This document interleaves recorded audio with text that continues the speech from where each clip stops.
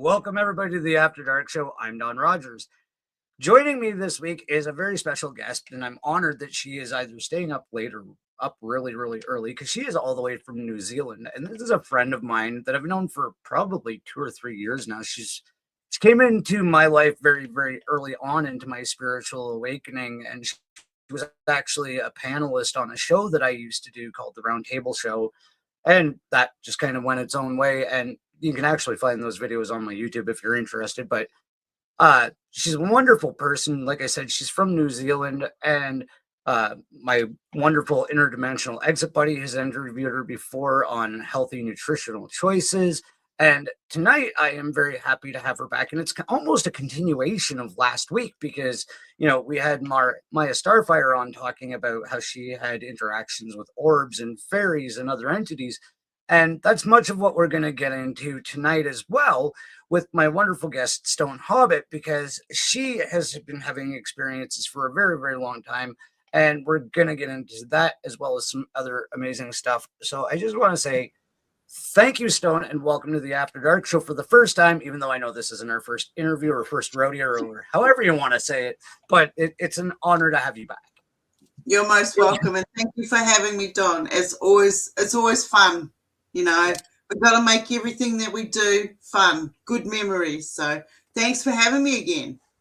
Oh, absolutely. And as we were talking about before the show, we don't get a lot of news from your neck of the woods here. Do you want to tell everybody, just in case we lose Stone's feed here, there's a very, very good reason. And if you want to explain what's going on in your neck of the woods weather-wise right now.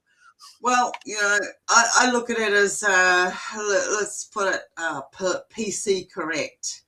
Weather bombs going off. You only have to look at the radars to see what's going to be happening. Right now we had 2 months worth of rain within 12 hours. We've got landslips all around New Zealand. We've got roads being cut off. We've got floods happening, houses being swept away, vehicles being swept away. Right now there is a body recovery, they're calling it, for people who have a landslide went down in a place called Mount Maunganui, Tauranga. And so they are at the moment looking for recovery. They're doing a recovery operation. So this is all over New Zealand. We were hit for 2 days with really heavy rains, and today we've been hit with what they call southeasterlies, which is basically coming up from Antarctica. So it's very cold, and we're meant to be midsummer. So, and it's also school holidays. So everything's busy, but everything's wet. This is not the normal. This is definitely not normal. So you can go and have a look on the news. Just type in New Zealand weather, landslides and stuff, and you're going to find some crazy stuff going on. So yeah, that's actually something that me and a lot of my friends and my wife have talked about. Is we're getting some very, very strange, anomalous weather pretty much all around the globe right now, and I do think a lot of it is related to what you're talking about. There's the fog there. I don't know if it was a hoax on Facebook, but I swear I saw something about exploding trees. And Alberta has been in fog for they call this big sky country, but we see the sun about once every 2 weeks, right? We are almost constantly overcast or thick fog. And it has been since the end of summer until now, right? And it's just insane. And the weather fluctuates. It'll be minus 50 and then plus 5, within the same week. And it's this is impossible. There's definitely something strange going on. And you guys actually had some anomalous weather that was a first for you. Yeah, we're having tornadoes in this region. I'm in a region called Waikato, but I'm closer to what's known as the Waitomo region. And in English terms, that's sinkhole. So basically I'm living on underground tunnels, the sort of thing. And they're getting so waterlogged, they are collapsing around us.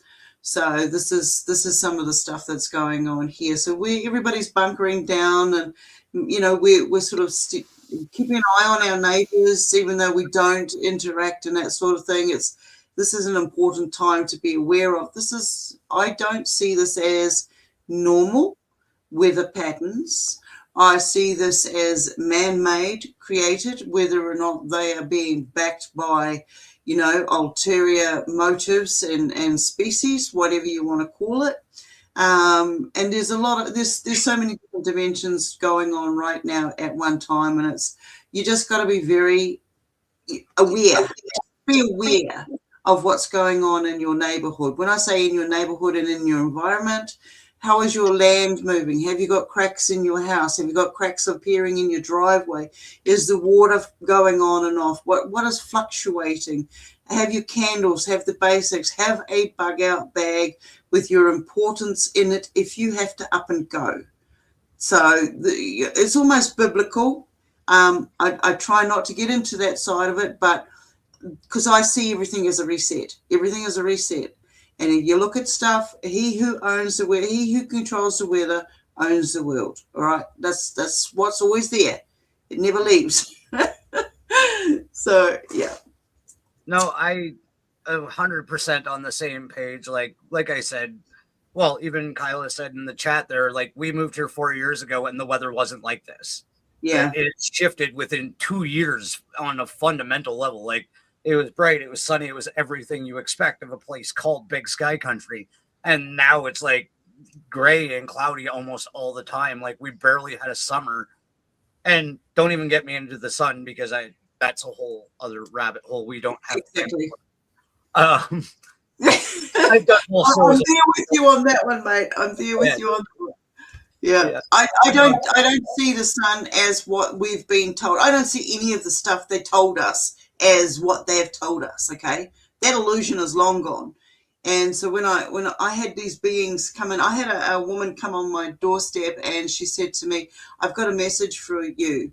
The solar beings are coming." And I'm like, "Oh my God, what are the solar beings? Who are you?"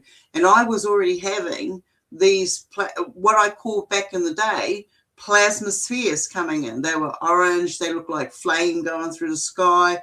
They would dim out, and then they would turn into like shadows. But when you see them over and over again, you can follow them even in the darkness when they cluster, because we got to see it was easily 30 to 40 of these orange plasma spheres. My neighbors got to see it because I'm never quiet. I'm never quiet. I want witnesses, okay? To whatever goes on, I want witnesses. And these things, these plasma spheres at the time, went in and up into this, what looked like a cloud. Now, I had seen like a bolt of lightning, and I said to my friend at the time, I said, "Can you keep an eye on them? And I'm going to watch this." And basically they were going up like this. They were coming along, and then they'd go up inside this cloud sort of thing. And we chased it. We followed this by foot, and then we realized we couldn't go any further by foot. We bolted back to the house, got in the vehicle, and we tried to follow them. But of course, we lost contact with it. But over the years, they were coming in lower and lower and lower in our courtyard, where you drive your vehicle and you park it, we could fit about 8 vehicles in our driveway, so we had a bit of space. So when they came in, there was plenty of space to chase underneath and stuff. One day, one of them came in, and it hovered above the water tank. Now, if we'd had a broom handle, I say broom handle because this is the closest size recognition that I could come up with. If you had a broom handle, you would have been able to touch up inside it, 100%. And we saw these clusters. They were about this big, and they were orange, and they were up inside this. At the time, we called it a mothership. Now we don't. It's just another scout ship. Now, if you've seen that video, they plastered everywhere where some missile hit it, and there were 3 or 4 broke off it. I don't say it broke off it, because what we've seen, and it is, I say it's the same thing as what we were encountering. I say the pressure of the missile that hit it pushed it, and these orange plasma spheres which we now call luminous spheres, came out. And then they just went back up inside it. Whereas everybody was saying, oh, they broke off and then they came out, they were individual and they went back inside it. So, and these things have morphed into my room. I'm sitting partially up in bed one day, lights on, it's still light outside. My friend's gone for a walk. And this thing came in down the side of the bed, and I'm like, what do? You go, don't panic. I've seen so many things in my lifetime that's like, I still get that heebie-jeebie that comes along, but I don't know what it is. I'll tell you straight up, I don't know what it is. I don't know where they're from. And it's like, okay, well, I'm having an experience. I've got to stay calm. That's the main thing, is to stay calm. And then it went down the side of the bed, and it split. It split into two. So there was like, and I really do feel like one was a woman presence, feminine presence, and the other one was masculine. It was a male energy that was coming across. And then they morphed back together. Words weren't needed. They were showing me their capability and that it wasn't alone, da-da-da-da. And then it went to the edge of the bed, along, and it came up the other side to where I'm sitting. And then, because it morphed back into one bigger humanoid sort of shape, and it leaned over the top of me. Now, from shoulder to eyebrow, it took on human skin appearance, facial structure, facial recognition. And as soon as I recognized it, I let out this scream, because my brain told me that this is the possibility, the soul of someone I was very close to, who was out walking, because nightly walks around the circuit and back. As soon as I flew out of that room and to the front door, my friend walked through the door. So I knew it wasn't them. So I had another person in the other room, a boarder at the time, who heard me scream out and bolt out, and asked me what's going on. They didn't hear anything, except for me screaming and all of this other stuff. And it was like, what did I just experience? It's never left me. It'll never, ever leave me. I was as awake as I am right now, talking to you lot right now. And so over the years, I have had to analyze what I went through, every part of it. It was very deceptive that they took on the appearance of somebody that I knew.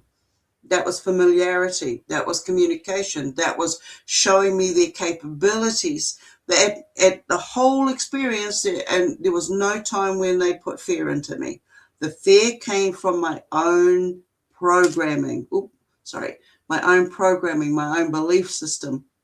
And these were the solar beings that were meant to be coming in to visit. Now, this happened right after this woman came and knocked on my door. Now, I have really weird shit that goes on. I have people that come and knock on the door and go, oh, can you see this? Can you see that? And weird stuff happens.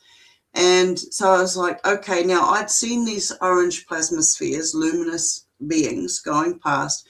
We had flashed them with lasers. We'd flashed them with torches. We used to have, we'd sit in the courtyard and people would come around and sit around there. And it was always a good way to release your stress and energy and stuff. And these craft would come in, and whoever the guests were would film their own, what they were seeing. And many of the videos that I have out there, you'll hear not just myself and my other housemates, but you'll hear guests going, what is that? Oh my God, I've never seen that before. And so this was something that I could go to parties and these things would show up, so it was like, these were what we now call luminous spheres, luminous beings. I can't tell you where they're from. I can't tell you who they are.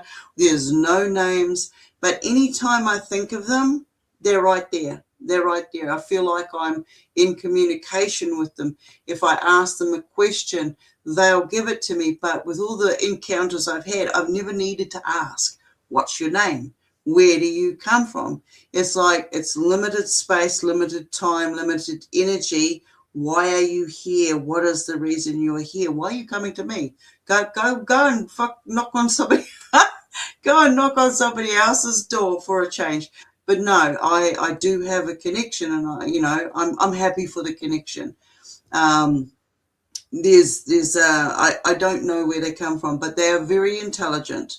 We've had them hovering, looking in through the window. We've had them coming into the house. Now, there's two type of orbs that I get. Well, I won't even say that there's two types because there's many.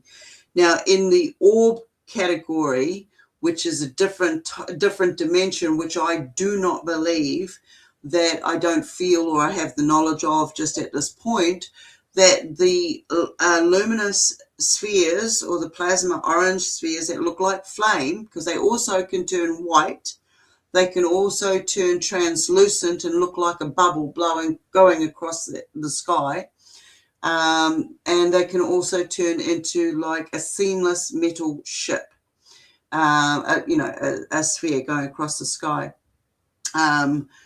With them, I've also seen the triangle. I've got a couple of photos of the first one I captured was a triangle sphere with a pink center, and it beamed. You could see it. It was very luminescent. That was the first one. I get them when I went to the graveyard or cemetery. I'd go for walks. I started doing jogging and stuff at the cemetery, and the amount of activity that started showing up in daytime, from not just police choppers flying around, it was also these beings showing up. It was mist showing up. It was people turning up from mists. It was all sorts of craziness. I know this sounds really crazy, but it's like any kind of job. When you start focusing on a certain energy aspect, you get more in touch with that energy aspect. It knows you, it relates to you, it wants to show itself to you. So I'm very cautious with what does show itself. In the early days, it was like, oh wow, I want everybody to see this. And then I'm also very cautious because not everybody's going to see the same. It's like we're not going to see the same color. We're not going to see the same detail as what's in that image. And so it's the same with the energies and entities that come in. We're not going to see the same thing. But if I'm able to capture one or two photos or even a video or something, then I can put that there and you can see it and judge it for yourself. I woke up one day and my whole room was full of different types of flashes going off. So I'll just jump back to the start. In the early days, I was having, we're going back 30 years now. I was getting these flashes, and I was thinking, oh shit, I'm going blind. What are these flashes, And then I met somebody who was also getting these flashes. And I'm like, okay. And then I'd start seeing these things moving out of the peripheral. And I got to the point where if I turned to see what was in the peripheral, I missed it. So I started picking up the camera and just saying, I'm not seeing anything. Click. So I'm over here with the camera going in front, peripheral over here, click. So it's 3 layers, okay? So, and then I'd get it, and I'm like, whoa, what was that, And then when they realized that I was, when I say they, I'm talking about these orb entities. When they realized I had found a way to see them, they showed themselves. So I was like walking along one day, and there's one right in front of me, and I'm like, whoa, dodge out of the way of it. And it would look funny, I walk along the street and I'm dodging these things, and people, I'm just singing, don't worry, I'm just walking out.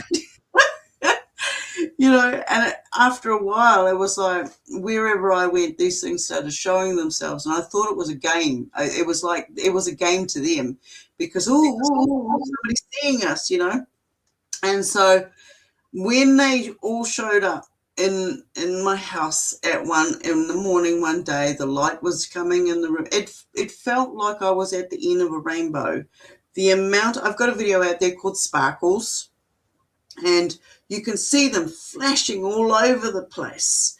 And my friend's in the kitchen and he's making me a cup of coffee and stuff. And I'm like, wow, look at that one. Oh, look at that one. Oh, my gosh. And then a big blue one flashed. And I watched it and I was like, oh, wow.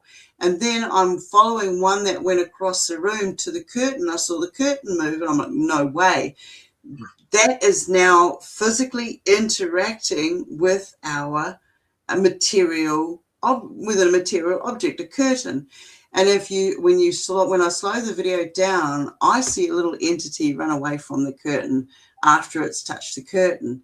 So over a period of time, oh God knows how many years now, but I ended up with what I call a familiar orb, a friendly orb. And wherever I go, it's there. People take photos of me and it'll turn up. And it's in my photos, a big golden orb. This orb started communicating with me. It showed me through different colors what is safe, what isn't safe. It had to learn our red, green, amber colors for safety. And then it went into other colors showing me other information. And we test each other. In this particular time, it had shown me that it can read our alphabet, it can write sigils, it can show me that there are other entities looking through it as a portal. So it's used as a portal. It showed me how they come in mass. It's just like a big beam of light, and we just see a flash of light. Our spectrum will only show us a flash of light. But when you are able to slow that light down, which I've done, you see a whole tube. And in this tube, there's hundreds of these orbs. They're all on top of each other. They're all symmetrical. And then, poof, it opens up and they just scatter everywhere. There's different type of energies in these orbs. There's one lot I call the synthetics. And I think I sent you a photo of that. I'm totally surrounded in these orbs. You can hardly even see me in them. But what I get from that's a synthetic energy orb.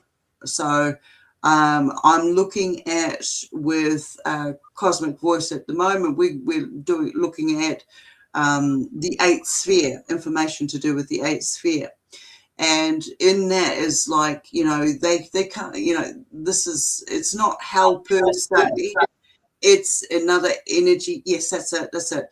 But when you put it into negative, like when you're doing a negative photo, you can actually see another being standing in there hovering over top of me. And this is what I got to see. I got to see in relation of when we do a smudging with smudge sticks and stuff, it's to clear out and it's to also identify what other energies and entities are in the room. Well, this was doing the same thing.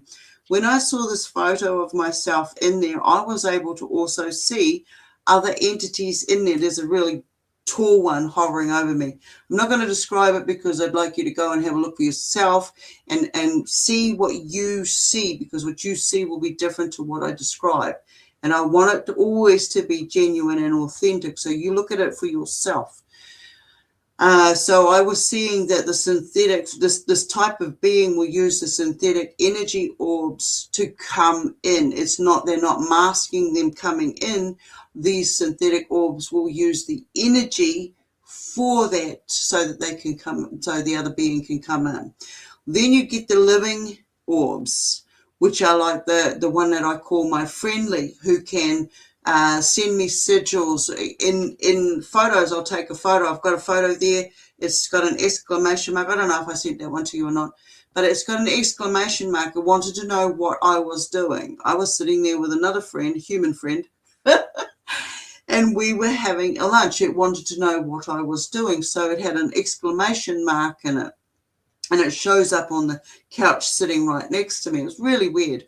And then I had one of these get-together I don't know what you call it, bonfires. And there was a chap who was a guest of another person who came along, and my orb showed me. It came in across it. There's about 7 photos of it coming in around the audience, guests. And it came down as a golden orb, and when it got close to this particular person, it went bright red. It was like warning me, stay away, stay away, stay away. And I'd made a couple of comments, just being me, who I am, and just, you know, there's sometimes there's no filter.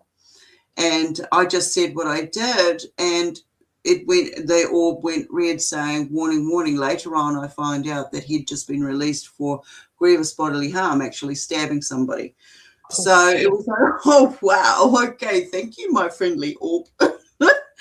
And so, you know, it can communicate. So when we allow ourselves to go step outside of our so-called programming and comfort zone, there is a lot more communication going on. And it's, you know, I have to question myself when I communicate with the plants and the trees and the animals and the bees and whatever else shows up. Is it coming from that as a creature, as we are creatures, or is it coming from another alternative sphere? You know, planet Earth is a sphere, you know, third dimension sphere. You know, we've got so many multi-dimensions. Where does all this contact come from? Everybody wants to know, where do the ETs come from? Some people turn around and say, some of the ETs are already here. Yeah, well, I do agree with that, because we're multi-dimensional. So when I look at a rainbow, I'm not looking at these color spectrums that are showing up. I'm also looking at what communication is going on with me the most. Where am I interacting the most? Because that's the most vibrant color within the rainbow. Now, everybody, their vibrancy in the rainbow is going to be totally different to the next person standing next to them.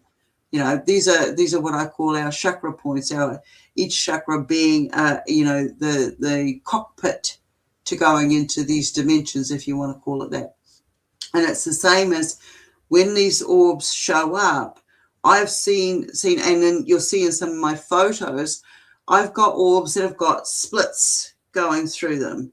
These are what I call orb ships, dimensional ships. They open up, and you can see another fine line inside. So the ship's not fully opened. It's just exposed in an area where another ship has come out of it. All right, and I've got photos of, there's a blue one I think I sent you. It's got an opening, and if you look right at the edge, you can actually see one of these beings that has left this blue orb ship. Now, the energies that they show up in is the energies that they're using to generate that expulsion, okay? Oh, man, there's just so much. It's not just about the colors. It's they come in spirals. You know, the vibrant ones, they come from different. This is really weird for me to explain. I have gone into different dimensions. In my head and physically, I'm human. But when I'm in that dimension, unless I can see a reflection of myself, I'm an orb. I'm an orb. Okay? I'm an orb of energy. And I've had solid forms in other dimensions chase me. So it's like me chasing an orb here or a plasma sphere here, but that's their energy form in this space until they can manifest. Now, in some of the dimensional orbs that have come in, the ones I'm specifically talking about, they get enough energy, they can expel from the ship, and then they take on the closest form or the closest energy resemblance. And I've got one I call the handlebars, because it just looks like the handlebars of a push bike. I've got one that looks like a fairy. I think I sent that one to you. It looks like a bloody fairy. Excuse my expression. We'll get to that. It really does. There's so many aspects. Fire some questions at me. We actually have one from the audience. It's Missing Time 420. It's Jason. Do you think the color sequence is code that they are trying to communicate to us, or just for that?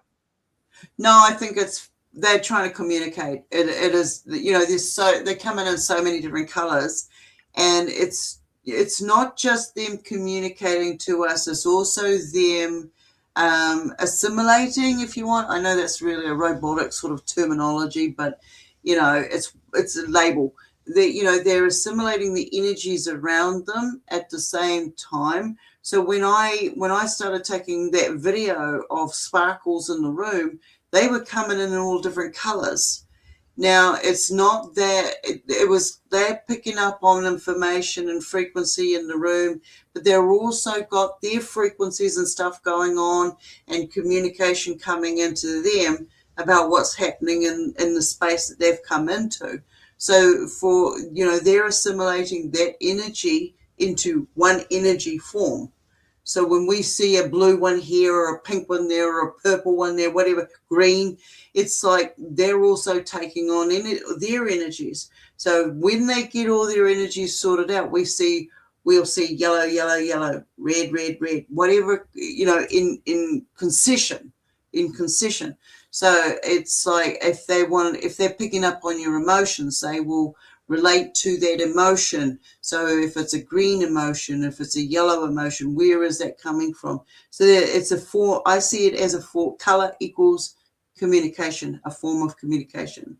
So, and saying that, what I call safe in the different color spectrum may not necessarily be the same as what somebody else calls safe in their color spectrum. So when I do see an orb come in and it's showing me a color, I have to also go through, is it where they're coming from? Is it the elements that are in the space at the moment?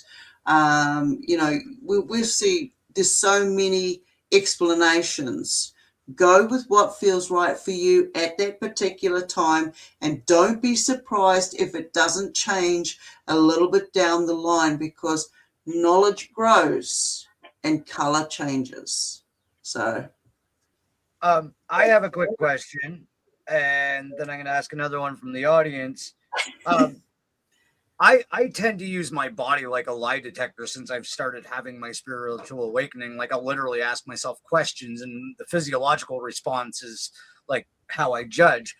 Do you get certain physiological responses to certain orbs, like sort of like what you were saying with the warning when it was a certain color? But do you ever receive feelings as well?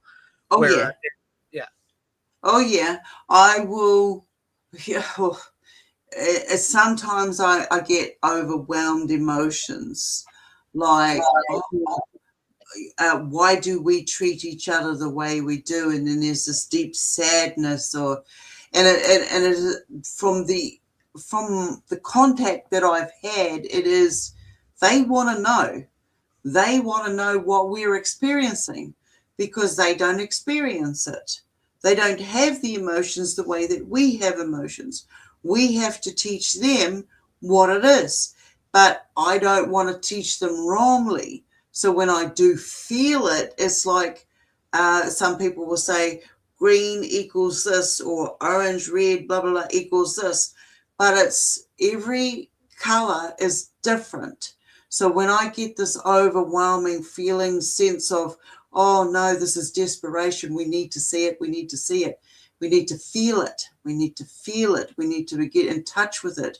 That it is a sense of, for me personally, I don't know about everybody else, but I'm only talking from the experiences and the feeling states that I've been in, and what I've had from participants that have sat in circle with me and have seen these things for themselves while being in my presence.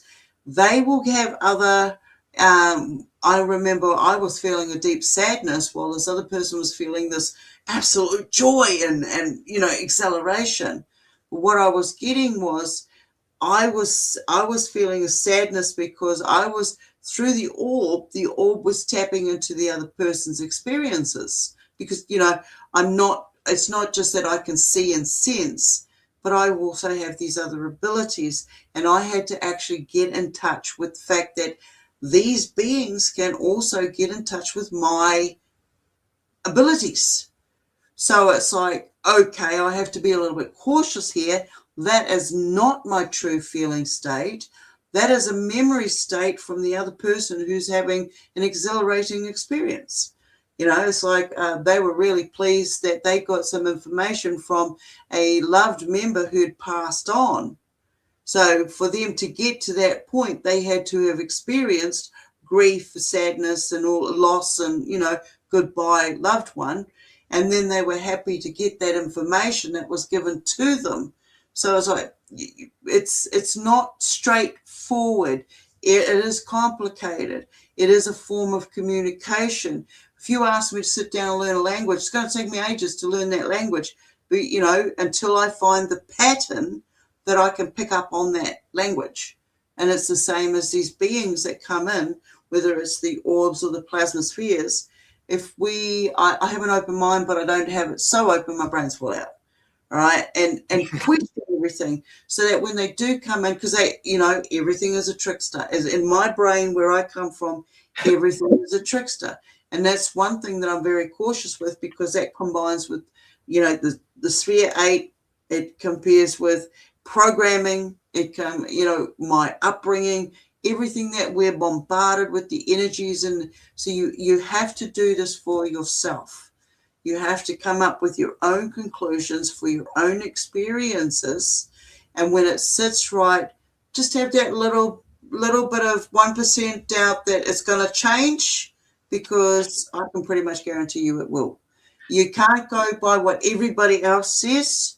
It might be a little bit of a guideline, but be aware that it's not yours, and your form of communication is going to be different. Yep. I think that really resonates, because I've had some experiences, and that makes sense.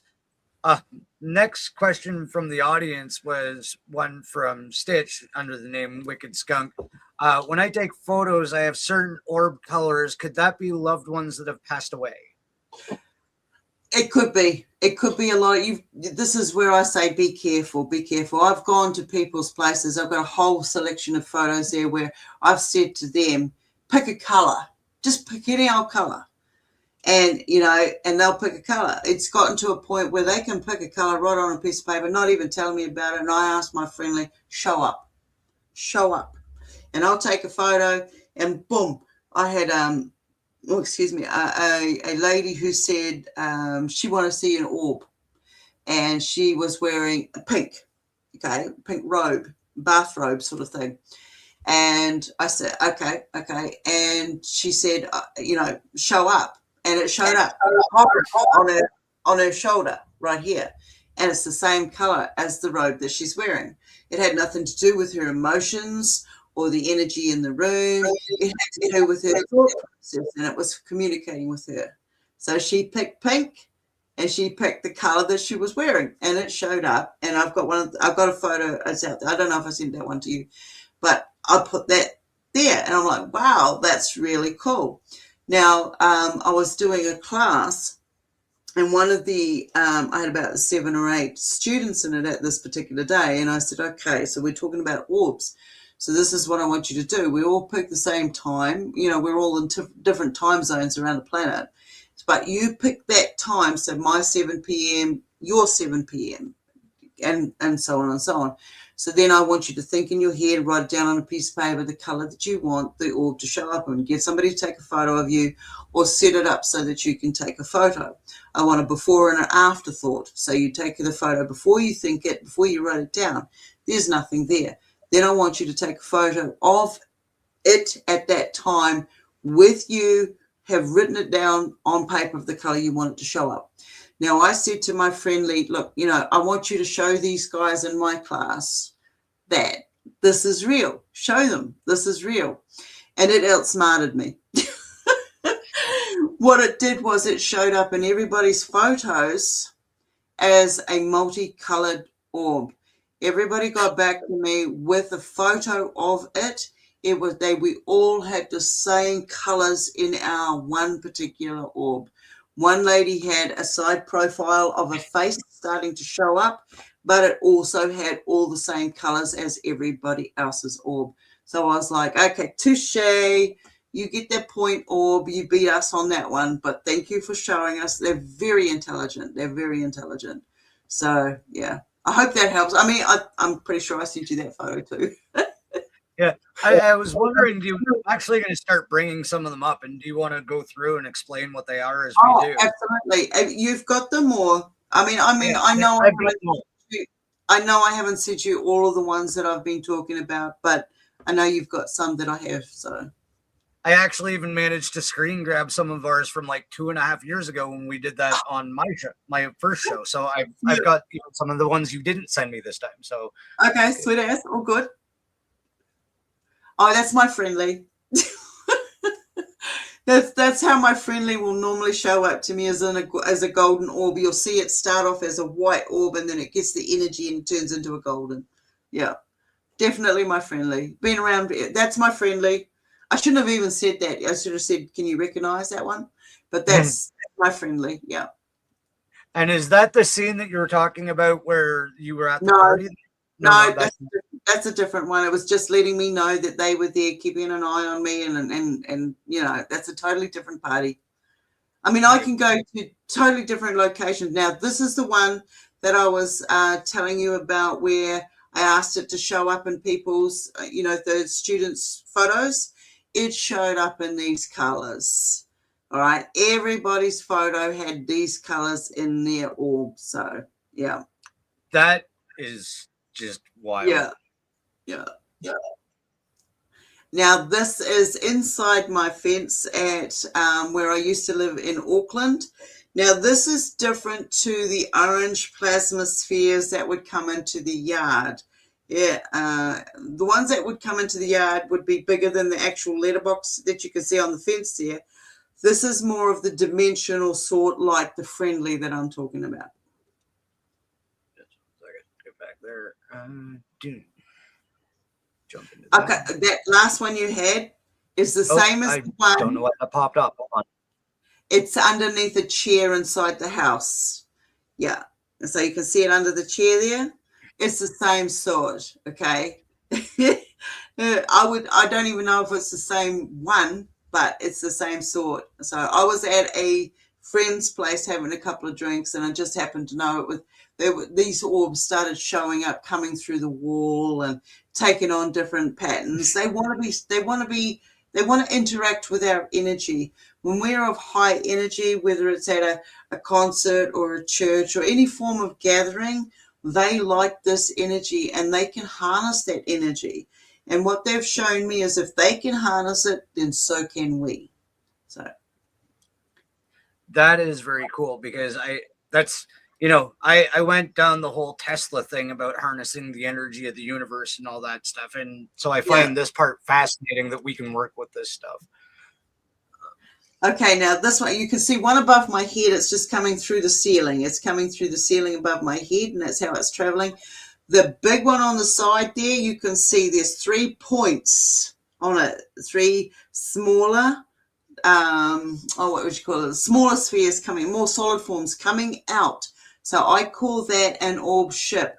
It's come in, it's gathered enough energy, and now it's opening up and it's allowing the entities out that were inside the ship. In this particular one, I say that there were 2, even though you can see 3 openings. Because they move so rapidly, I can pick up to 7 or 8 movements in one photo, when one shot of the camera, one flash of the camera. I also do it I get them without even taking a flash. So if they want to be seen, they'll show themselves regardless of whether you've got a flash on the camera or not. But you can see what I mean by the things inside. Now, this is my friendly. On a bigger scale, this is before I was comfortable with showing who I was. This is my friendly going right around me 3 or 4 times. It's actually about 5 times if you have a look at the whole picture. So that's one orb, but you've caught it. Yes, that's one orb going around me. Yes. That is wild. And then there's you, sir, completely. Yeah. Come over there. This one was interesting. Oh yes, this was a housemate who was staying with us for a while. He'd had an accident and ended up in hospital and stuff. And this is my friendly, just checking him out. And as you can see, it goes up to his skin and touches his skin, and then it leaves. So yeah, they're always. I was going through a time in my life where I was ill. There was so many things going on mentally, physically. And it was these orbs and the presence of all these different beings that I feel like they came in and they were healing those that were around us at the time. I can't 100% say that's exactly what they were doing or not. I can just say from experience and memory of I recovered from then. From then on, I got the, intuition. It was time to leave. I had the orange plasma luminous spheres guiding us all the way from A to B, not once, but twice there and back safely, keeping me awake and alert. And it was like, yes, these things are living. They have some sort of, I don't know if it's empathy or consideration, what it is, but they were there making sure I was okay. Do you think there's a possibility that this is the energy of past loved ones, or do you think it's something from another density, like another dimension? I think it's a bit of both. When I've gone into the other dimensions, been pulled through other dimensions, felt like I'm just here with you guys now in another dimension, and I've turned and seen solid form coming at me. But then when I've gone past buildings and seen my own reflection, I don't look solid form. I don't look like a human form. I'm an orb form. Okay, I'm in like a glowing orb form. So I'm sort of feeling, I'm leaning more towards there's a high possibility that there's a percentage of these beings that I'm seeing as orbs are actually passed on members.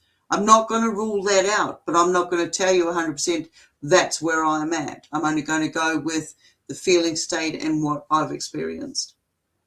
No, I think that's fair, because I agree with you completely that we all experience this reality in our very own way. Like, there's a theory that, like, we all actually have our own version of reality, because really, like, I'm very, very close with my wife, but her version of reality and my version of reality are still staunchly different because we experienced it differently Yeah. coming to this, and we have different daily experiences. So, like, of course, these things can always be interpreted in very individualized ways.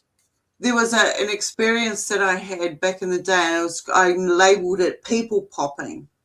And there was a craft, a more solid form, nefarious beings that came in, and they were harvesting humans. And what they were doing was they were harvesting our souls. And we were popped through the crown chakra and out, and they were collecting us on conveyor belts and putting us into these massive as like jar sort of things, big cylinders. And right at the last minute, I was able to grab the two other beings, myself and somebody, my partner at the time, and a total stranger on the other side. And I was able to grab them and get off the conveyor belt. And we came back in, and we came back into our bodies. And the person who was in a wheelchair was no longer in a wheelchair. They were popped into the wrong body, but they were able to walk, stumbled and tried to crawl, couldn't do what myself and my partner at the time were able to do. We were able to just run off because we were back in our physical bodies, whereas that person was not in their normal physical form, but somebody else's carriage, if you can understand what I'm saying. I actually totally get that, because, well, I'm actually a walk-in, so welcome. I get that completely. I just, long story. But oh no, I can relate to that. I'm a walk-in as well. I'm a born walk-in. I wasn't meant to be in this vessel, but yeah, I took the job.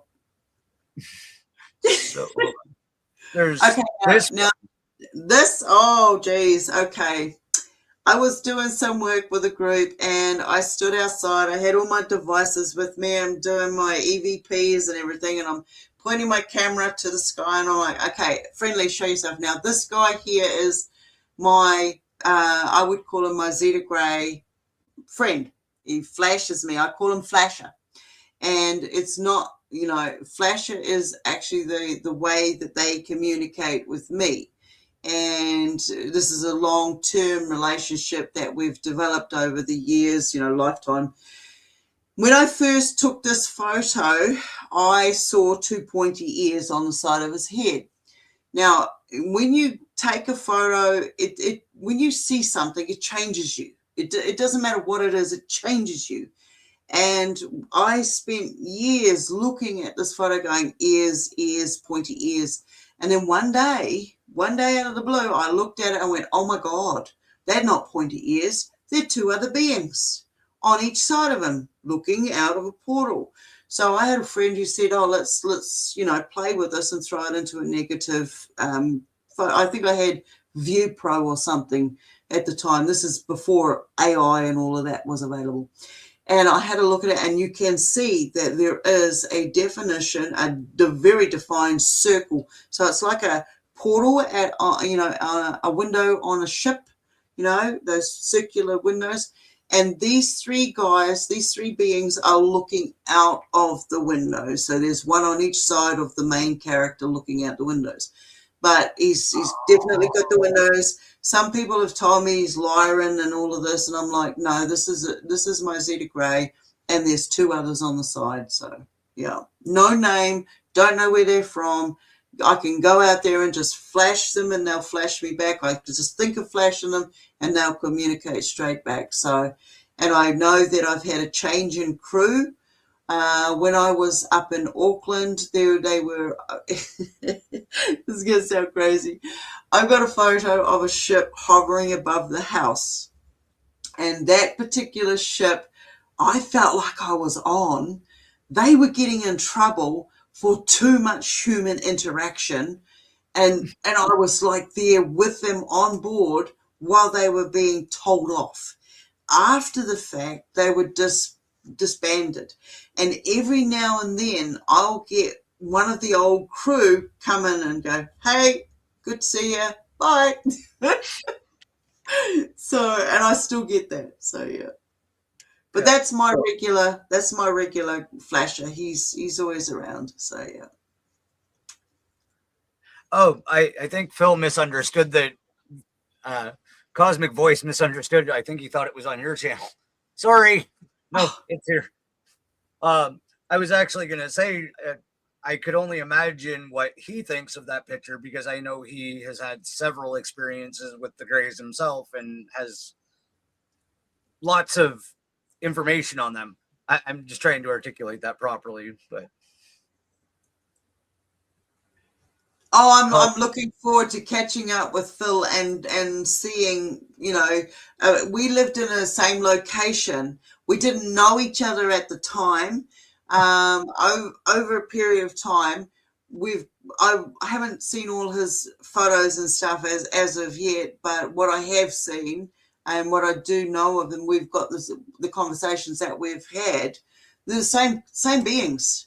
These orange plasma spheres that we see. Same beings, absolutely. So when I was getting the choppers, he would have been able to see the choppers over his region too, because we were that close in proximity. So yeah, when I was seeing them going over top of the house, he would have easily seen them. When I was seeing them coming from the what we call the Sky City Tower, going over to I can't even remember the name of the location. It's up in the hills, Waitakere Ranges, where people would go and visit. He would have seen them too. So definitely. I had a lot of people in my neighborhood who knew me because I wasn't quiet.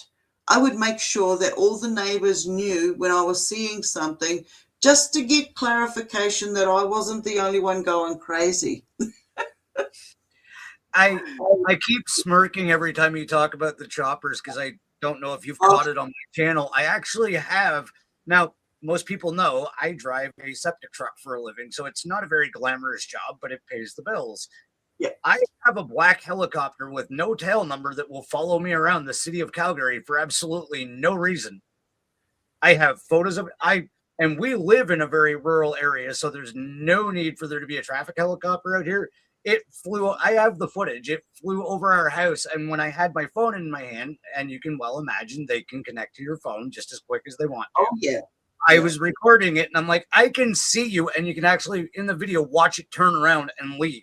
Because it's like, I called you out, and like, these choppers, these police choppers, it wasn't just the police choppers. They were doing what they called tower to tower, and they would hover over top of the house with no. You could hardly hear them, but I knew they were there and go out. And it was like daytime, they would hover about up between 20 and 40 times. And I've got so much footage, and I still got it, of this chopper just flying round and round in circles above our house.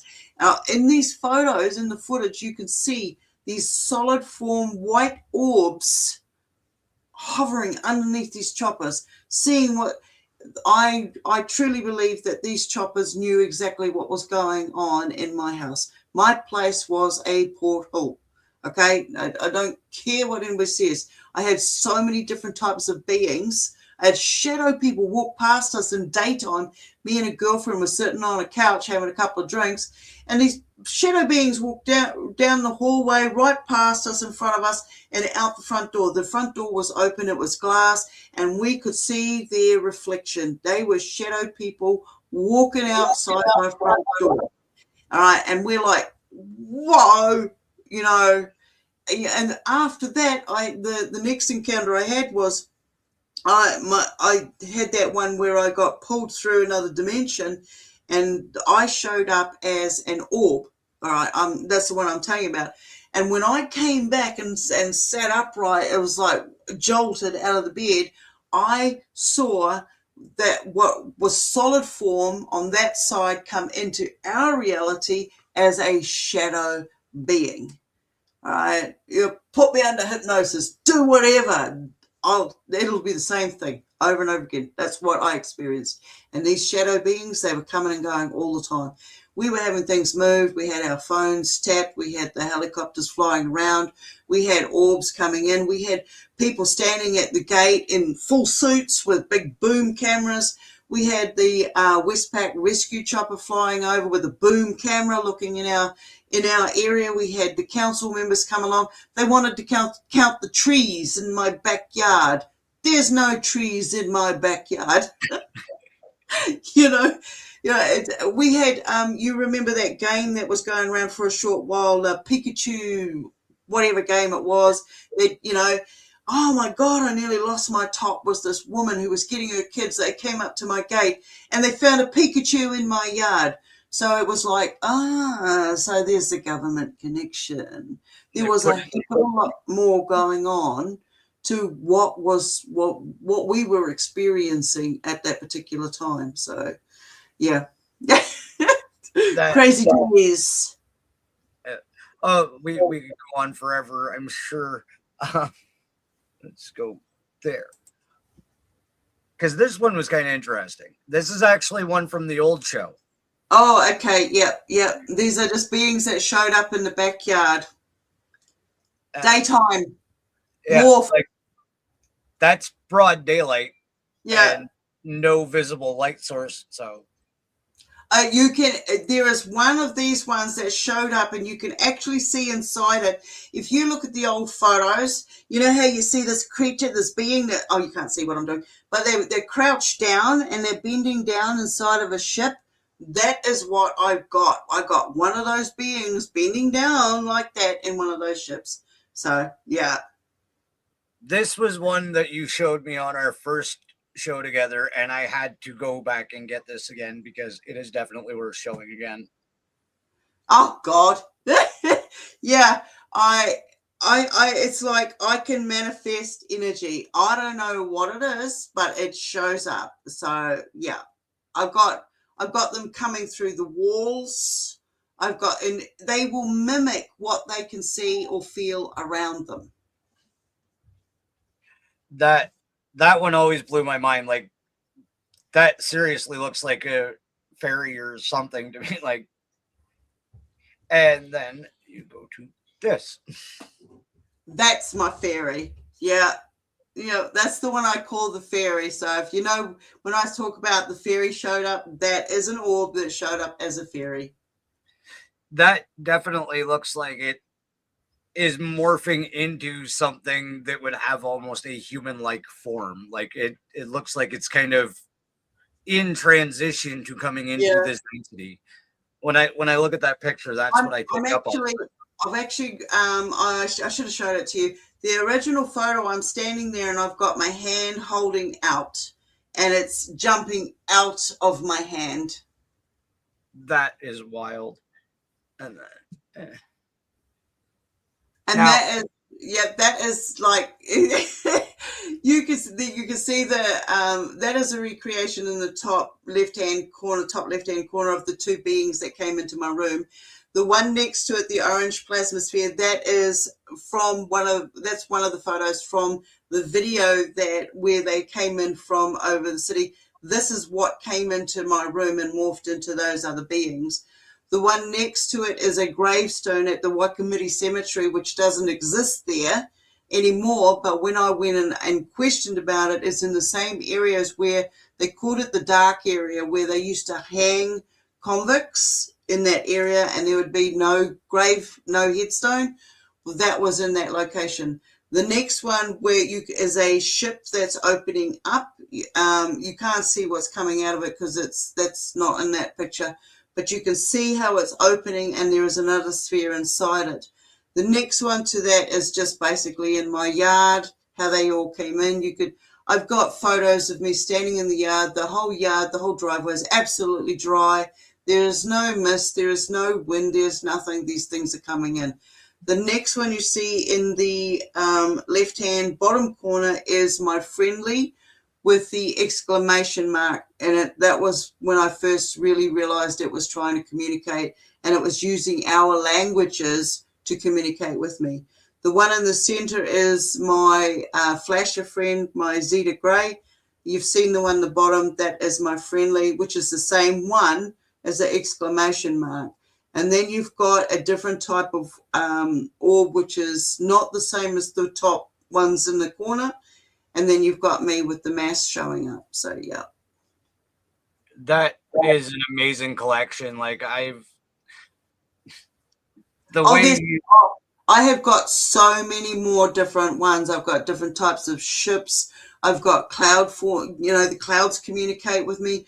I was doing Party Bus one day, and this chap was giving me a bit of jip on the side, and I said, "You better watch out because I got my mate up there watching me." And we both looked at the sky at the same time, and we saw a cloud wink, and it just looked like an eye was winking.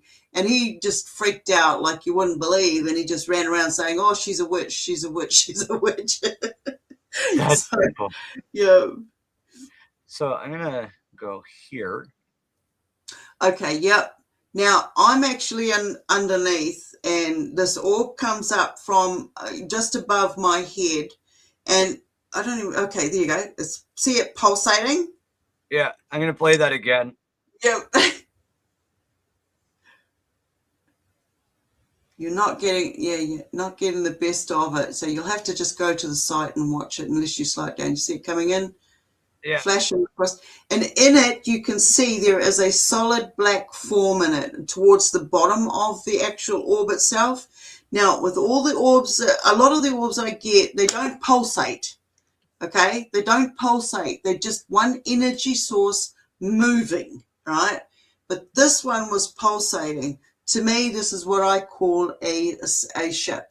This is a ship with a being inside it. Yeah. I'm going to show this, and I don't know how well people are going to be able to see it, and I apologize. But this one was absolutely fascinating, and I'm going to get the link from Stone. She's actually already sent it to me. I'm going to add it to the description so you guys can go watch these videos, because the way I was able to edit them in for media assets isn't doing them justice. And this one, unfortunately, came out very, very small.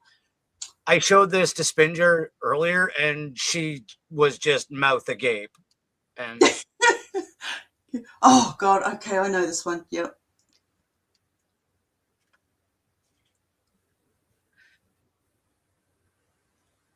This is the vortex. Yeah. Yeah.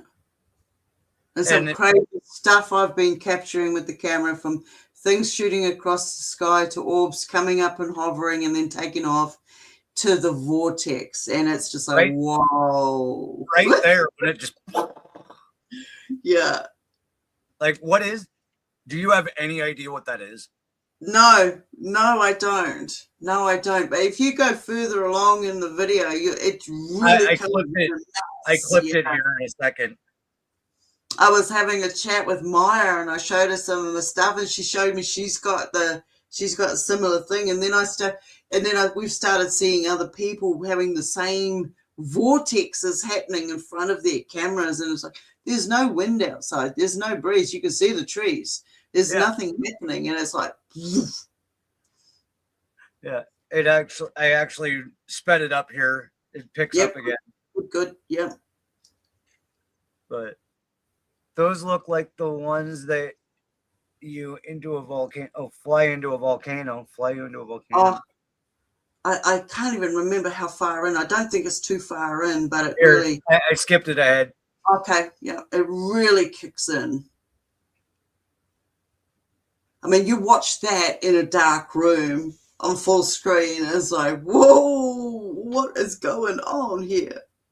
Yeah, like this gets crazy here.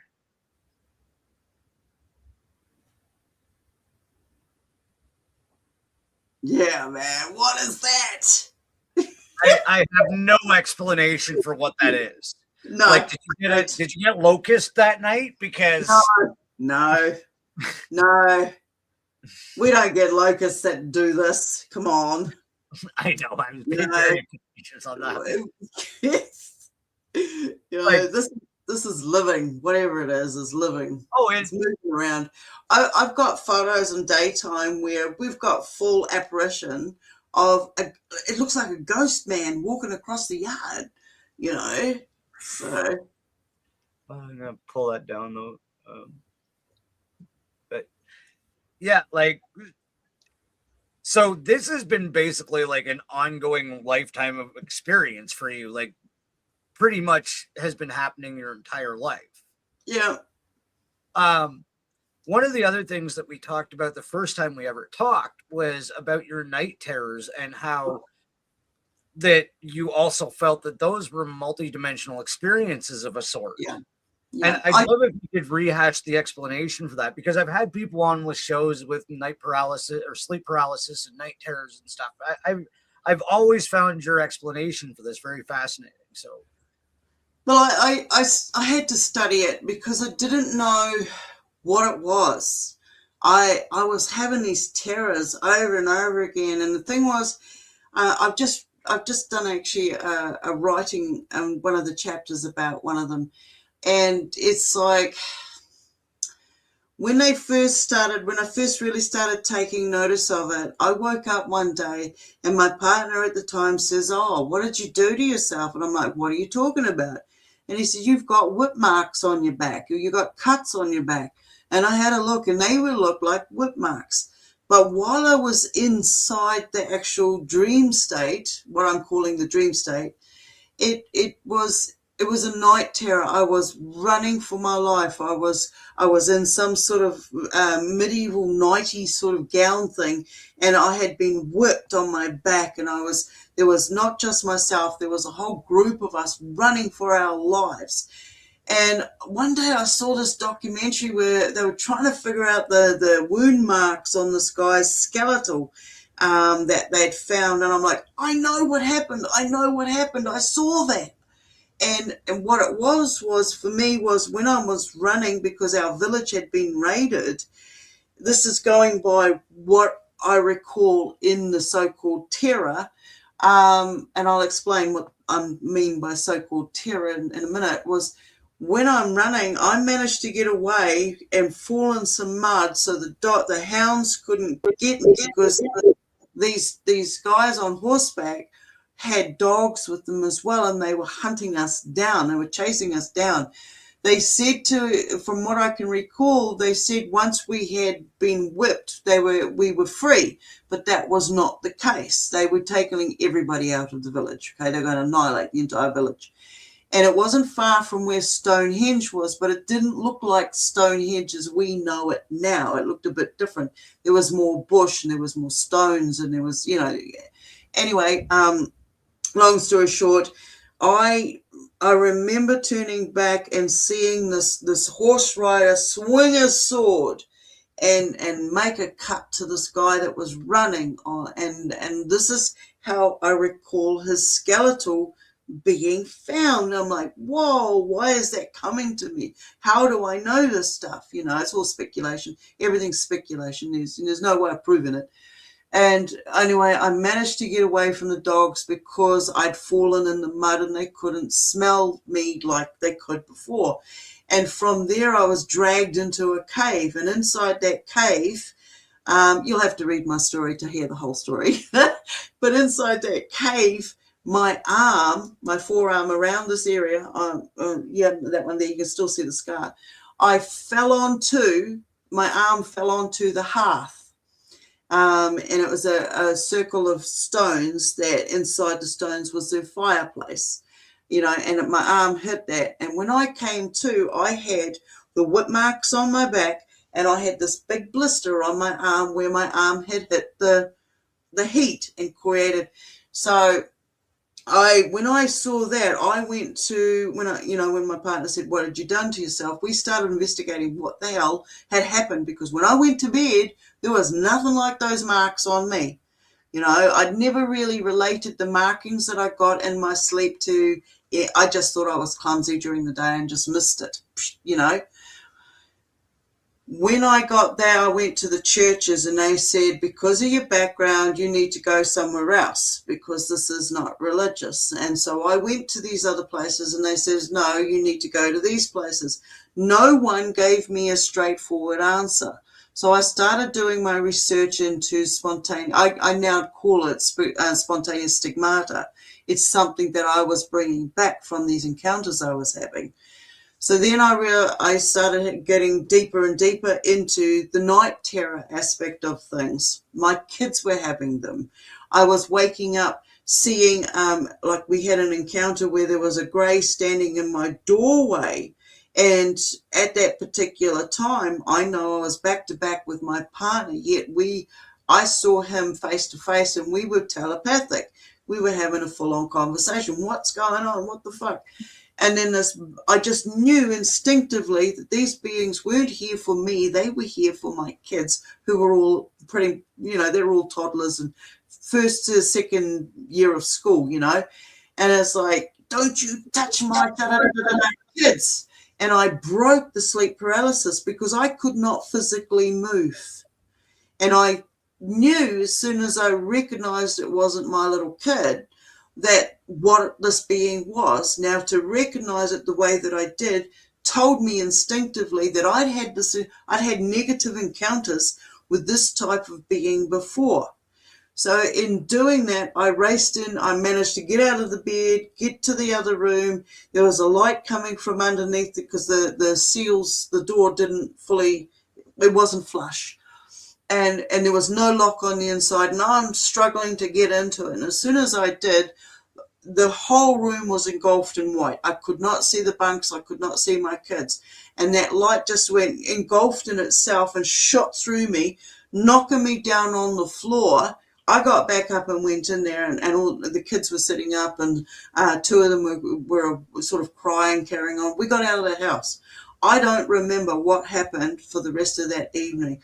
My recollection is we left that property. The others all have different memories of what happened that evening. They're all adults with their own kids and stuff now, but they all have different recollections of what actually took place that night. So before we'd even gone to sleep that night, we'd heard, me and my partner at the time, we heard footsteps going across the roof. And the location we were in, there's no way something could be on the roof. They didn't have possums. This is Waiheke Island for those that know New Zealand. So it was like, this is too far from the road. Something couldn't have jumped from the road onto the roof, And there was all this weird stuff that went on with that. From then on, I started examining, when I was having these night terrors, my family members would either punch me in the back or get my attention, wake me up, whatever. I got to a stage where I said, no, leave me in it. Nothing bad's going to really happen to me. I want to know what's going on.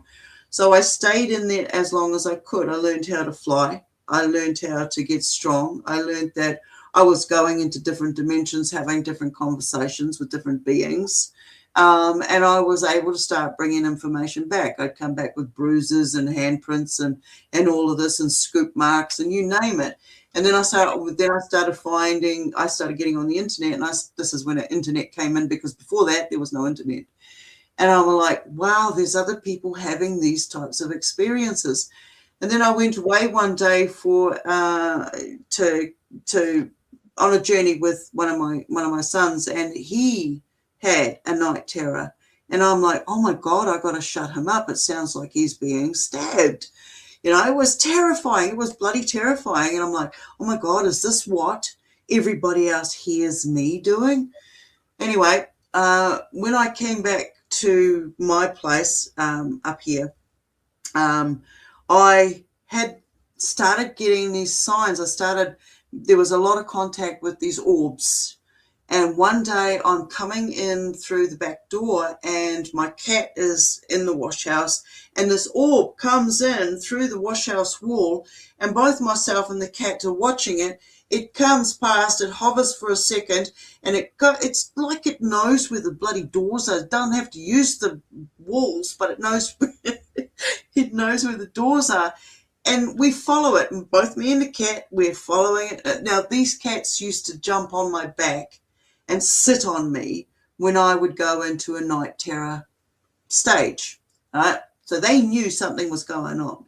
So anyway, I followed it and it dissipated. That evening, I knew something. You just feel it. Just the atmosphere was just, something wasn't right. I flicked the light on. I saw a blue orb come on, and as soon as I flicked the light on, it got captured in the light bulb. The light bulb went blue. There's photos of it out there. It went blue. I took that light bulb the next day to a couple of Sparky friends that I knew, and they said, it's very rare that happens, but what is the stuff that's inside it? Because that's not normal. Okay, so there was like a filament or something that was inside it, which was not of that type of light bulb. So that was strange. A couple of days later, I'm really getting these impressions that I've got to get all my devices ready. Like something's coming in. I've got a visitor coming, So I set everything up, and I'm going into the state. I'm in bed, and I can feel it happening. I can feel I'm starting to sink into myself. I'm starting to sink through the bed. I'm getting the vibrations are going on, and I'm like, wake up, because the body goes into that paralyzed state. And I knew that I was, because once I broke it once, I could break it every other time. As soon as I recognized that I was going into that paralytic state where I couldn't move, I could break out of it, right? So I knew that was happening, and I got myself out of it, and I made sure I had the camera on. I had the cell phone going. I had every device I had at the time on. Anyway, I go back in, I get back on the bed, and I go back into the state, and then I hear a knocking. I can feel myself going into that state, and the knocking starts, because I get a knocking. And what it was a blue door showed itself. Now, there's no blue door could be possible in the location, because there was a bookshelf there. There was a bookshelf. So there's no way there was a blue door. The blue door opened, and a tall white grey stepped in. And when he stepped in, it was like he was stepping in, and he opened the door for some other being, like he was the usher. You get what I'm saying. And the next one that came in came up to me and stood there. And when I got up to stand next to him, before I knew it, we're in this like tube thing. I don't feel any fear. There was nothing like that. And I'm in my head going, why are you here? What do you want? And it's like, no, I'm here for you. You're going to ask me the questions. And I didn't have any questions to ask. If I knew I was going to have that, I would have had a whole script ready. But that's never happened like that before. So from there, when I came back out of it, I knew I was out of it. As soon as I was out of it, I went through all the devices. The camera had static on it. There's nothing. The other device was flat. There was nothing. And then I'm like, oh, and I listened to this other one, which I'd hidden. And guess what? I was able to record me having a night terror. So you could actually hear my vocals, and I must have listened to it 100 times, and every time it's like, oh my God, that's so bad. That's so bad. What the hell did I go through to have something so terrifying as that recording? And then it was like, I was not in a state of terror. And all the, the research papers and everything that I'd ever, the psychology papers and everything I'd ever gone through said that, these terrors are brought on by childhood trauma or CPTSD and these different areas. But while I was in the actual experience, and I'm very aware of screen impressions and what these beings are capable of using illusionary, visions and memories and everything to infiltrate what they're trying to get from us, right? I'm very aware of all of this. But while I'm in that experience, there is no fear. There's nothing. I'm actually wowed at the fact that I'm having this one-on-one conversation with this being. But when I listen to the recording for the first couple of years, I still got it. The first couple of years, it's very terrifying to me to think, what the hell did I go through? And then towards the end of it, when I speed it up now the technology's with us, it's, if I listen to it, you can hear somebody else having a conversation with me. I'm having a conversation. I am 100% having a conversation. So it's like, okay, what is this? I'm not sure what this is. So I caught myself having a night terror after all my life having these experiences. So these are very real. And to be able to come back and go, well, this handprint on my arm is not my own, and the scoop marks and the bruises and, there's all these other signs that people don't talk about.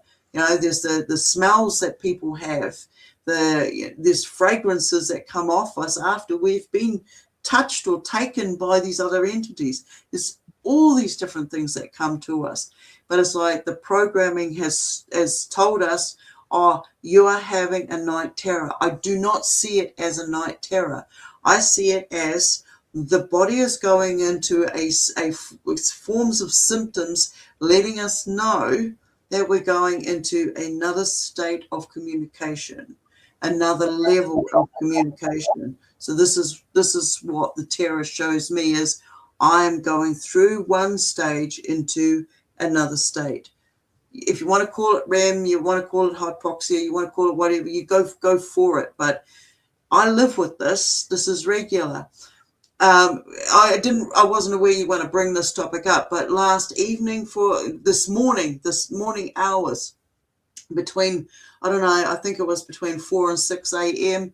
I'm lying there and I'm getting this cramp in my leg and I'm thinking, why am I getting cramp in my leg? I don't get cramp in my leg. And this is not normal. Then, when it happens in both legs, I've got to question myself. This is not normal behavior. You don't get cramp in both legs in the same place at the same time. So something else is going on. I'm slightly aware of that. I don't put too much emphasis into it while I'm going into the experience. But when it gets to a certain pain threshold, I'm yelling out and I'm screaming out for help. Get me a hot water bottle, or I need some help getting to the shower, da-da-da-da. But this didn't even get that far. I thought others could hear me that were in the household. Apparently they were awake and there was nothing going on. There were no noises coming from here. And if I did get a cramp or something happening, I would have what I call residual pain from that. Like, the next day it's like, oh, geez, something definitely happened. Nope, I got up, I carried on about my day, and then I realized it jogged me back, like something came back to me saying, oh, how come I don't have any pains? So I was very aware that this morning, something was trying to get my attention. Now, even though it didn't take full effect of getting my attention, that's just a telltale sign that something is letting me know I'm going to have an encounter in the next God knows how long. So that gives me time to set up my devices and be prepared. So that's how it works for me anyway. It's almost like a physiological ping, like, hey, it's coming, hey, it's coming. No, that you were talking about you have the recording of that and like how AI's come a long way. If you want, he's actually in the audience. He's one of my mods, the guy who made the advertisement for this episode where you were actually AI alive. I'm sure he would be able to run that through and see if he can separate it. I would love that. I didn't even cross my mind to throw that. Oh, actually, I put it into something and I got back the same message, and it said something like something video, and it just kept repeating it over and over again. But there were these timestamps in it. I know I showed it to somebody in the audience, and it kept giving me these time codes back. And that's just basically where the brain stopped for a while. And it'll come, it's like I'll have an experience, I'll go through it, I'll get over it, I'll move on, and then something will come back and go, whack, get back on to this experience. So yeah, I'll send you a copy of it or put it up for the audience to listen to. But I do have to. This does have to come with a warning sign. It sounds very traumatic. It sounds very scary, and it may trigger you in places I don't know what it's capable of doing. So if you listen to it, it's at your own risk. Yeah, no, and like my buddy is extra trivial. He is just amazing with writing the code for this AI stuff. I wouldn't know my ass from an elbow when it comes to this stuff, but he is just absolutely amazing with it. So I would love to get a hold of that and have him run it through. And absolutely. He just said, I'll send that to you after the show. Because I personally, it's like, okay, I don't agree with AI. I don't like AI. I don't like where it's going. I know what it's capable of doing. I do feel it's going to be short-lived. It's going to be buried for another couple of thousand years before it's dug up after the next reset. But the thing is, at the moment, while there are certain programs out there available, we have the ability to take the best information from it, as long as we keep it logical, as long as you don't go and say, okay, this is God, because it's not, and it doesn't have to be any information that comes back saying, well, this is what it is. It does not mean that at all. So, logic first.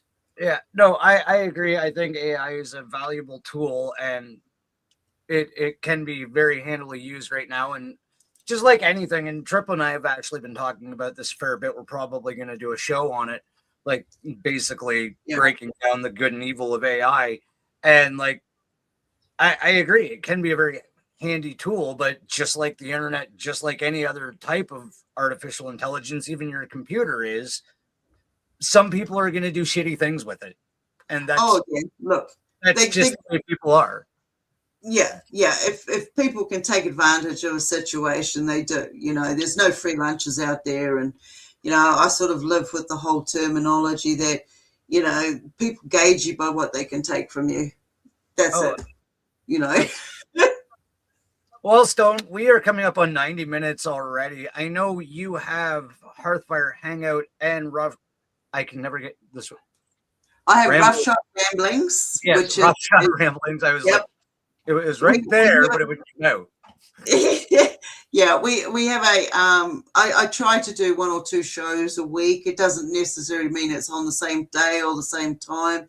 And if you've got something inspiring or something challenging, anything that you've experienced, you want to throw it at me. I love asking questions and breaking it down and seeing how deep we can go with it, because at the end of the day, for me doing these shows and getting this information out, one, I stay in truth. I stay in authentic truth to the experience that I have had. I don't like bullshit. Okay. There's a lot of that out there. Everybody wants it. You don't need to tell lies or exaggerate about your experiences, because everything is fucking awesome. We've all got awesome encounters that we've had. People come to me and say, look, I've never had an encounter. Well, I'll just say, no, that's rubbish. And then sometimes you just need to have your memory a little bit jogged with the right word or the way of using that word. We've all had some form of either paranormal or otherwise experiences, life-changing experiences that we've had. These beings and entities are with us 24/7. They're always around us. We are never, ever alone. But we do need to go, okay, I'm accountable for my actions. And if I can change it, I will, da-da-da-da. But it's, commonalities. When we have all the commonalities, we can get a better picture of what we are all interacting in right now here in this space, wherever it may be. But yes, I do Hearthfire Hangout once a week. That's a deprogramming group. And then I also do Hearthfire Writers, Motivational Writers Group. So it doesn't matter what stage you are, you want to just do some poetry, jog something down. This is how you can get it out for yourself. It's a form of shadow work. So yeah, come along anytime, hit me up, send me an email, whatever, we'll go from there. But that is awesome. I've actually had the opportunity to catch Hearthfire Hangout a couple of times, even though I'm driving and can't type, but I do actually get to listen sometimes. And it is very handy. Like it's one of those conversations that makes you think, yeah. There's just a lot to it. And I appreciate what you're doing, because I think what everybody in this community or little collective, at least that we seem to run with, we're all doing what we're meant to be doing, even if it's just in our free time, to help the development of the spirituality of our collective, right? If it's sharing experiences, if it's explaining something to somebody else, if it's like recounting, it just all matters. And I appreciate everybody that shares. And Jason's got your links up here again. Go check her out. But no, I really do appreciate you sharing, and we could talk all night, but I don't want to keep you, and I know you're getting some weather, and I hope you don't fall into a giant sinkhole. But I do have, and I know my wife is going to love this one because she loves this group. As a New Zealander, I have to ask you, and you may not even, I'm sure you probably, how excited are you about the reunion of the Flight of the Conchords? I didn't even know they were having a reunion till you just said, but I do remember them. And I'm sure it will be a hoot. I'm sure it will be. Okay. Yeah, we have the entire seasons of it. Who Likes to Rock the Party? There she is. Oh, you poor things. Okay. Yeah. Well, I think Phil's fucked. No, thank you. Phil's not a fan. I know, Phil. If they come anywhere nearby where I'm at, because I am very remote, I'm away from the world, which, thank God for small mercies. If they come nearby, I'll probably go and have a catch up and see how everybody's doing and see what new comedy they're going to come up with this time. Yeah, I couldn't stand it at first, and then I watched the whole thing. I'm like, yeah, that's kind of funny, but in a very dry way. It is funny. It's New Zealanders. I mean, we come up with some really crazy stuff. I'm not going to say I'm anything like them. Absolutely not. I don't want to, but we have our own style. We do. We have our own style here. So, but I just would like to say thank you to yourself.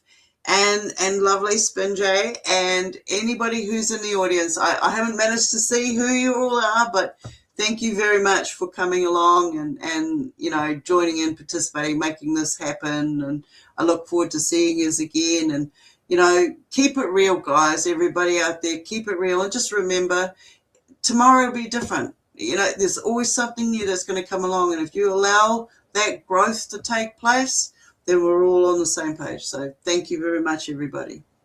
Absolutely. And I just want to say to Phil, thank you for the well wishes about my health. I am getting better. I have been to the doctor we're working on it. I haven't started fasting yet. I couldn't do it during the week because of my work schedule. I don't want to be woozy while I'm on the 6-lane highway. Um, but I am actually going to try that this weekend just to let it go for a couple of days and not eat. So we're getting there, and I'm trying things. I'll be honest with you. I think it's a parasite.